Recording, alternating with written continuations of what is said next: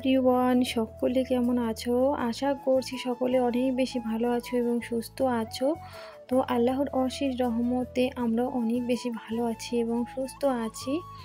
তো বরাবরের মতোই আজকের ভিডিওটি শুরু করেছি সকাল 6টার থেকে।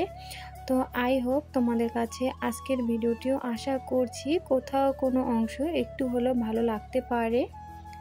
তো যাই হোক বন্ধুরা, যদি ভিডিওটি আমার ভালো লেগে থাকে তোমাদের কাছে, তাহলে অবশ্যই কিন্তু চ্যানেলটিকে সাবস্ক্রাইব করে পাশেই থেকে যাবেন।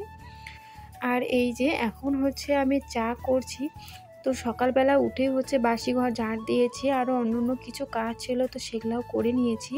নেওয়ার পর কিন্তু তোমাদের সামনে আসলাম। আর এখন হচ্ছে এখানে এই যে চা করছি। তো বেশি করে একটু চা করব, কারণ হচ্ছে আজকে হচ্ছে কোনো রকমের রুটি টুটি করছি না। তো আজকে হচ্ছে চিড়া দিয়ে চা খাওয়া হবে, তো সেই জন্য। তো হাজব্যান্ড হচ্ছে বলছিল যে প্রতিদিন আর কি রুটি খেলে নাকি তার গ্যাসের সমস্যা হয়। তো হ্যাঁ, কথাটা কিন্তু সত্যি। প্রতিদিনই রুটি দিয়ে মানে সকালবেলা নাস্তা করলে পুরো দিনটা যেন অনেক মানে আর কি পানির পিয়াসটা লাগে বেশি আর কি। তো যাই হোক, তো সেটার জন্যই আর কি হাজব্যান্ড বলছিল যে আজকে রুটি করবে না। তো তাই হচ্ছে আমিও ভাবলাম যে যাই হোক, তাহলে আজকে অন্যরকম একটা নাস্তা করা যাক। তো এই যে এখন কিন্তু এখানে চিড়াটা আর কি ঢেলে নিচ্ছিলাম। তো চিড়া নিয়ে আসা হয়েছে, তো চিড়াগুলো এখনও বয়মের মধ্যে ভরাই হয়নি। তো তাই ভাবলাম যে এখন হচ্ছে বয়মের মধ্যে ভরাই নেব। তো সেখানে হচ্ছে একটু চাউল ছিল, মানে ভোগ চাউল পায়েস বানানোর জন্য। তো সেটা হচ্ছে অন্য একটা মানে বয়মের মধ্যে ভরিয়ে রাখলাম। আর আমার হচ্ছে দিমাগটা জানি না কোন জায়গায় থাকি, কোনো সময় জানি না কেন যে এরকমটা হয়ে থাকে আমার সঙ্গে। তো জিরা হচ্ছে ছিল, মানে জিরার যে গুঁড়াটা আমি করে রেখেছি তো সেটা ছিল। তারপরও যেন 2-1 দিন ধরে আমি ভাবছিলাম যে জিরার গুঁড়ো শেষ হয়ে গিয়েছে। তারপর হচ্ছে কি করলাম, গোটা জিরে নিয়ে এসে আবার গুঁড়া করে রেখেছি। তো এখন আবার দেখতে পাচ্ছি যে অন্য একটা বয়মের মধ্যে জিরার গুঁড়া ভরিয়ে রেখেছিলাম। জানি না কেন এরকমটা হয়, হয়তো বা সংসারের চাপে বা হয় না, মাথার মধ্যে হচ্ছে শুধু তো একটাই টেনশন থাকে না, অনেক সময় অন্য টেনশনও কিন্তু দিমাগের মধ্যে ঘোরে। তো সেজন্য কিন্তু অনেক সময় ভুলেও যাই যে কী আছে বা ঘরে কি শেষ হয়ে গিয়েছে। সেটা অনেক সময় এরকম আমার সঙ্গে হয়েই থাকে। তো আজকে হচ্ছে তোমাদের সঙ্গে আর কি কথাটা শেয়ার করতাম। তো যাই হোক, এই যে এখন হচ্ছে এখানে আর কি চা ঢেলে নিলাম। তো হাজব্যান্ড হচ্ছে এখনও সে ব্রাশ করছে, আর আমার হচ্ছে রাত্রেবেলা প্রচণ্ড দাঁতের ব্যথা হয়েছিল। তো সেই জন্য না আমি হচ্ছে ভাবলাম যে সকাল সকাল আমি হচ্ছে চা নাস্তাটা করে নিয়ে ওষুধ খাবো, কারণ এখন সকালবেলা ভয়েস দিচ্ছিলাম, তো সেই সময়টাতেও আমার হচ্ছে প্রচণ্ড দাঁতের ব্যথা হচ্ছিল। আর এই দাঁতের ব্যথাটা হচ্ছে শুধু আমার আজকেই না, আমার হচ্ছে সেই 10 বছর আগের পুরনো এই রোগ বলতে গেলে। তখন তো আমার বিয়ে হয়নি, বিয়ের আগ থেকেই আমার এই দাঁতের ব্যথাটা। তবে হচ্ছে এখন শুধু দাঁতের হচ্ছে মুড়োটা রয়েছে, তো সেটার যে এত ব্যথা কি আর বলবো, বলে বোঝাতে পারবো না। তো মানে একদম দিমাগটা যেন শেষ করে দেয় এই ব্যথাটা। খুবই খারাপ অবস্থা, খুবই খারাপ অবস্থা। কালকে রাত্রেবেলা তো মানে ভাত খাইনি, জুস এবং কেক এগুলো নিয়ে এসে রাত্রেবেলা খেয়েছিলাম। কারণটা হচ্ছে ওই যে ভাত খেতেই পারছিলাম না, আর দাঁতের ব্যথার জন্য যেন আমার মনে হচ্ছিল গালপাশিটা একদম ফুলেই গিয়েছে। তো তোমাদের সঙ্গে আর কি শেয়ার করতে চেয়েছিলাম, মানে সামনে ক্যামেরায় এসে, সেটা আর হয়ে উঠল না। যাই হোক, তো এই যে এখন হচ্ছে বিছানাটা আর কি উঠিয়ে নিচ্ছি। বেড কভারটা উঠিয়ে নিলাম, কারণ বেড কভারটা 3 দিনের মতো হয়ে গেল আর আমার যেন মনটা আর মানছেই না। তো বেড কভারটা উঠিয়ে দিলাম, দিয়ে হচ্ছে এখন এই যে অন্য একটা বেড কভার বিছিয়েছি। তবে হচ্ছে এটা বিছিয়ে কোনো লাভ হলো না, কারণ যেহেতু ভয়েসটা পরের দিনই দিচ্ছি, তো সেজন্য বলতে পারলাম। হাজব্যান্ড হচ্ছে রাত্রেবেলা কিছু একটা খাচ্ছিল, তো বিছানার মধ্যে ফেলেছে, আর সেটার হচ্ছে একটুখানি কালার হয়ে গিয়েছে, হলুদ কালার, মানে হলুদের যে কালারটা হয় সবজির মধ্যে দিলে আর কি। তো সেই জন্য খুবই রাগ হয়েছিল আমার। কারণ দেখো, সুতির বেড কভারগুলো ধুতে না অনেকটা কষ্ট হয়, কারণ আমার হচ্ছে যেহেতু অসুবিধা রয়েছে, সেজন্য কাপড় ধুতে বর্তমান অতটা ইচ্ছাও করে না আমার। তারপরও তো ঘর দুয়ার পরিষ্কার করে রাখতেই হবে, তাই না? তো আমাদের হচ্ছে মেয়েদের তো এটাই একটা স্বভাব, যতই শরীর খারাপ থাক না কেন, তারপরও তো নিজের সংসারের কাজগুলো নিজেকেই করতে হবে। তো এই যে এখন হচ্ছে এখানে আর কি মানে জায়গা মতো সমস্ত কিছুই রেখে দিলাম, দিয়ে হচ্ছে এখন এই যে শোকেসটাও আর কি সুন্দর করে গুছিয়ে নেব।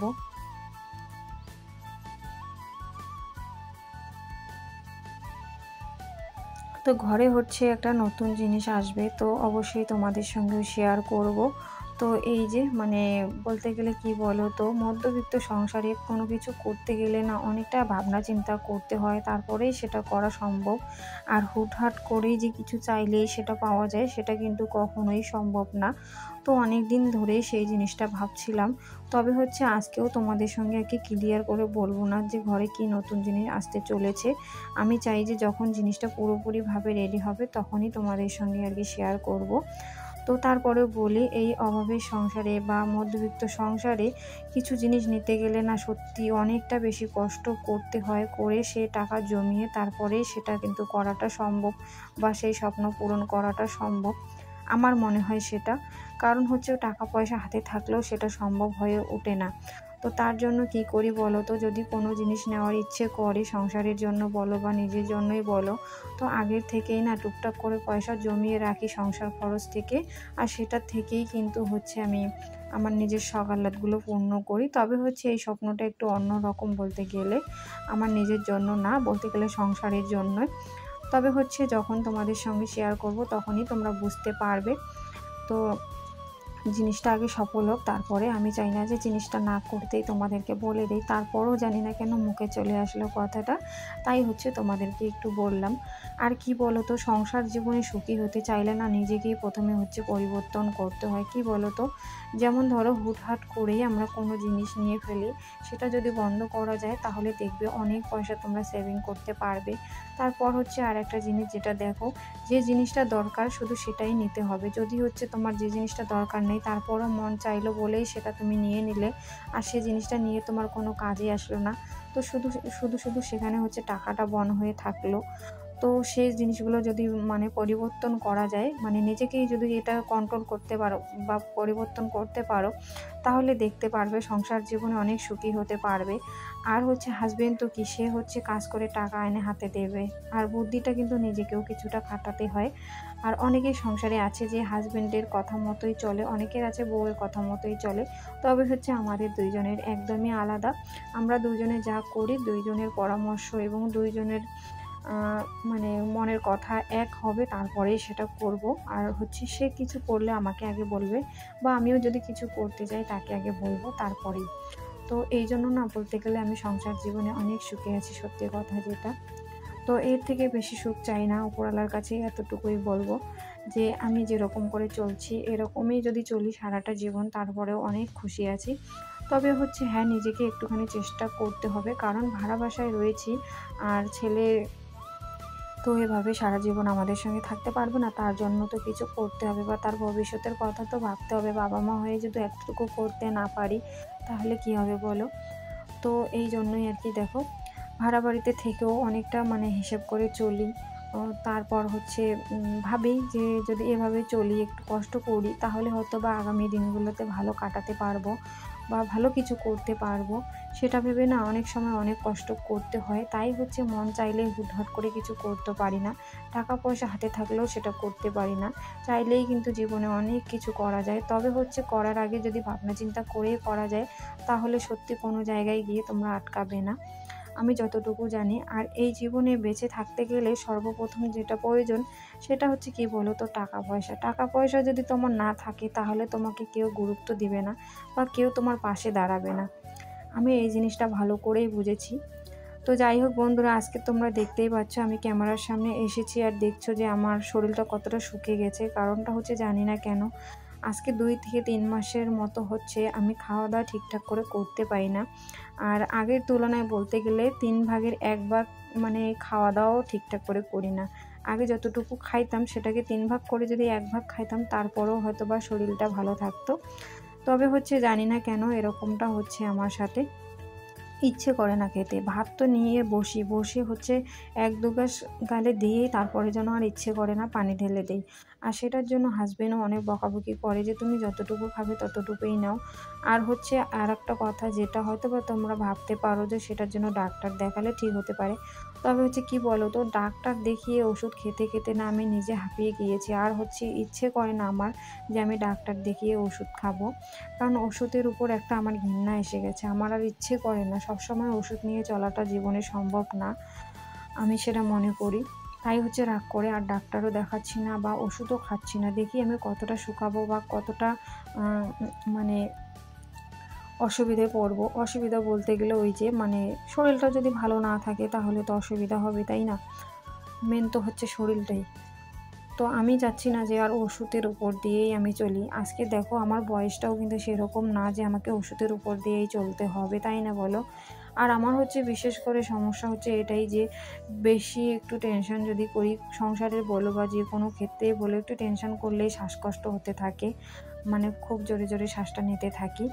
আর হচ্ছে ২ নম্বরে যেটা মানে পুরো মাথাটা আমার একদম হিট হয়ে যায় অল্প একটুখানি টেনশন করলেই। জানি না কেন এরকমটা হয়। ঠান্ডা হোক বা গরম হোক আমার হচ্ছে ওরকমটাই হয়। আবার কয়েকদিন ধরে এটা দেখা দিচ্ছে সকালবেলা উঠেই হচ্ছে মাথাটা পুরো হিট হয়ে যাচ্ছে। তখন হচ্ছে মাথার মধ্যে একটুখানি পানি দিয়ে তারপরে সংসারের কাজকর্ম করি। কারণ দেখো আমরা চাইলেও কিন্তু কাজের লোক রাখতে পারবো না, কারণ তাদেরকে একটা বাড়তি টাকা দিতে লাগবে, তাই না? আর সে টাকাটা যদি আমাদের সংসারে অন্য কোনো কাজে লাগাই তাহলে কতটা কাজে আসবে বলো? তো সেটার জন্যই একটু ভাবনা চিন্তা করেই চলি। আর হচ্ছে নিজেকে সবসময় ভালো রাখার চেষ্টা করি, তারপরেও সেটা কখনো কখনো হয় না। কারণ হচ্ছে দেখো শরীরটা হচ্ছে মানে অন্যরকম যেন লাগে। তো কী আর করা যাবে বলো, কিছু করার নেই। তো যাই হোক, তো আমার হচ্ছে বড় আপুদের কাছে আমি বলবো, যারা হচ্ছে আমার ভিডিও দেখো, আমার থেকে যারা বড়, তোমরা হচ্ছে এই ছোটো বোনটার জন্য একটু দোয়া করো যেন আমার শরীরটা ভালো থাকে সব সময়। বা হচ্ছে আমার ছেলেটার জন্য সেরকম মানে কিছু না বলতে চাচ্ছি, এটাই যেন মা হারা না হয়। কারণ আমার মনটা না মাঝে মধ্যে অন্যরকম যেন একটু ডাকে যে সত্যি আমার জন্য কখনো কিছু হয়েই যাবে।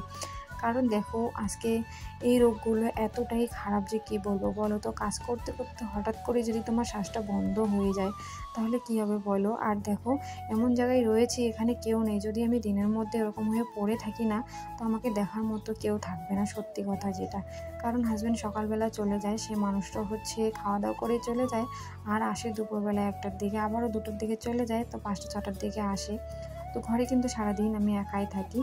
আর এখানে এমন একটা পরিস্থিতি যে কারোর ঘরে কেউ যায় না, আর বেশিরভাগই তো ওই যে সিঙ্গেল মানুষ থাকে, তো সেজন্য তারা হচ্ছে কারোর রুমে যাবেও না, কারণ সেটা তো স্বাভাবিক, তাই না? একটা সিঙ্গেল মানুষ কেনই বা একটা বউ মানুষের ঘরে যাবে? কিছু হলেও সেটা হচ্ছে কখনোই সম্ভব না। তো এই যে দেখো এখানে হচ্ছে আজকে তেঁতুলের আচার বানাচ্ছিলাম, কারণ হচ্ছে হাজব্যান্ড তেঁতুল নিয়ে এসেছিলো, অনেক দিনে হয়ে গেল প্রায়। তো সে হচ্ছে অনেক কয়দিন ধরে বলছিল, তো তাই আজকে ভাবলাম যে বানিয়ে দেই। আর হচ্ছে যেহেতু সে পছন্দ করে আর কয়েকদিন ধরে খুবই বলছিল যে তেঁতুলগুলো নিয়ে আসলাম, তুমি হচ্ছে আমাকে কিছু করে দিলে না। তো এই যে বানালাম আজকে হচ্ছে, আর খুবই মানে হালকা মশলা দিয়েই বানিয়েছি। তারপরেও কিন্তু বেশ ভালোই হয়েছে। আর এই জিনিসগুলো তো তোমরা জানো কতটা লোভনীয়, তাই না? তেঁতুল তো এমনিতেই লোভনীয়, তারপরে আবার এভাবে যদি আচার করা যায় তাহলে তো বেশ ভালোই লাগে। তো এই যে বানালাম, আর হচ্ছে এখানে শুকনো লঙ্কা, পাঁচফোড়ন, জিরে, ধনিয়া গুঁড়ো এসব দিয়েই আর কি বানিয়েছি, বাইরের কোনো মশলা ব্যবহার করিনি। তো এই যে দেখো আজকে হচ্ছে কিন্তু হাজব্যান্ড মানে ডিউটিতে গিয়েছি, তারপর আবার সে চলেও এসেছিলো। আমি ডেকেছিলাম যে আমার শরীর খুব খারাপ লাগছে, তুমি বাড়ি চলে আসো, আজকে হচ্ছে কাজ করতে হবে না। তারও নাকি একটু শরীরটা খারাপ লাগছিলো, তো আমি হচ্ছে বাড়িতে ডেকে নিয়েছি। তো কাপড় হচ্ছে ধুয়ে দিয়ে সে হচ্ছে বাইরে শুকোতে দিয়েছি এবং কাপড়গুলো নিয়ে আসলো। তো আমি বললাম দাও আমি ভাঁজ করে রাখছি, সে বললো যে না দাও আমি করে রাখবো। তো আমি বললাম না থাক, আমি ভাঁজ করে রাখছি।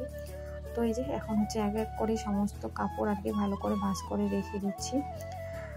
আর হচ্ছে এই যে তারপর কিন্তু দুপুরবেলা খাওয়া দাওয়া সেরে নিয়ে সে হচ্ছে শুয়েছিল, আর আমি হচ্ছে সন্ধ্যাবেলা আর কি এই যে আমার হচ্ছে একটা নাইটি নিয়ে আসা হয়েছে, তো নাইটিটাই আর কি সেলাই করছিলাম। তো ২-৩ দিনের মতো হয়ে গেল নাইটিটা হচ্ছে সেলাই করিনি বলে, এখনও পরাও হয়নি। তো এই যে সেলাই করে নিচ্ছি আর কি। আর রাত্রিবেলা বলতে গেলে খাওয়া দাওয়া করিনি আমি, তো সেজন্যই ভাবলাম যে এখন আর কি একটু জুস এবং কেক খেয়ে নেব, নিয়ে হচ্ছে ওষুধ খাবো। ভিডিও শুরুতে তোমাদেরকে বলেও ছিলাম আমি কথাটা। তো এই যে একটা মাজা নিয়ে এসেছি, আর ওদিকে হচ্ছে দুধগুলো গরম করে রাখছি, কারণ রাত্রেবেলা দুধ গরম করে না রাখলে দুধটা ফেটে যায়, তো সেটার জন্যই আর কি। তো এখন হচ্ছে এটা খেয়ে নেবো। আর তারপর থাইপো নিয়ে এসেছিলো, সেটাও হচ্ছে সন্ধ্যাবেলা খাওয়া হয়েছে। যাই হোক, সবাই ভালো থেকো, আল্লাহ হাফেজ।